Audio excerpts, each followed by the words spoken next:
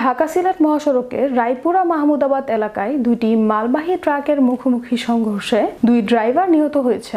Bhairab highway police জানায়, বগুড়া থেকে ছেড়ে আসা একটি টাইলসবাহী ও সিলেট থেকে ছেড়ে আসা পাথরবাহী ট্রাক ভোর 6টার সময় রায়পুরা মাহমুদাবাদ এলাকায় মুখোমুখি সংঘর্ষ হলে আবুল হাশেম ও মফিজুল নামে দুই ড্রাইভার গাড়ির ভেতরে চাপা পড়ে মারা যায়। পরে ভৈরব ফায়ার সার্ভিসের সহযোগিতায় লাশ দুটি উদ্ধার করেন ভৈরব হাইওয়ে পুলিশ। নিহত ড্রাইভার আবু হাশেম মিয়া বগুড়া জেলা শিবচর থানা পালিকান্দা গ্রামের হাশিম মিয়ার ছেলে ও অপর আরেক ড্রাইভার মফিজুল ভোলা জেলা চরফেশন থানার উত্তরচর মণ্ডল গ্রামের মুসলিম উদ্দিনের ছেলে। এ বিষয়ে ভৈরব হাইওয়ে থানার উপপরিদর্শক নূর মিয়া জানান, লাশ দুটিকে উদ্ধার করে থানায় নেওয়া হয়েছে। পরবর্তীতে আইনানুযায়ী ব্যবস্থা গ্রহণ করা হবে জানান তিনি।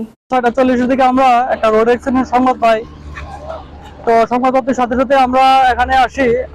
আইসা আমরা দেখতে পেলাম যে দুইটা ট্রাক, একটা হচ্ছে যাচ্ছিল সিলেটের দিকে, একটা হচ্ছে ঢাকার দিকে যাচ্ছিল পাথরবাহী ট্রাকটি। তো দুইটা ট্রাকের মুখোমুখি সংঘর্ষে আমরা ঘটনাস্থলে এসে দেখলাম যে দুই গাড়ির দুইজন ড্রাইভার এটার ভিতরে মৃত অবস্থায় আছে। ঢাকামুখী শাহ সিমেন্টের একটি গাড়ি এবং সিলেটমুখী টাইলস ভর্তি একটি ট্রাক উভয়ের মুখোমুখি সংঘর্ষ হয়। সংঘর্ষের ফলে উভয় গাড়ির ড্রাইভার চালক গাড়ির ভিতরে কেবিনের ভিতরেই পিষ্ট হয়ে মারা যায়। এই বিষয়ে আমরা গাড়ি উদ্ধার করতেছি এবং এই বিষয়ে আইনানুগ ব্যবস্থা প্রক্রিয়া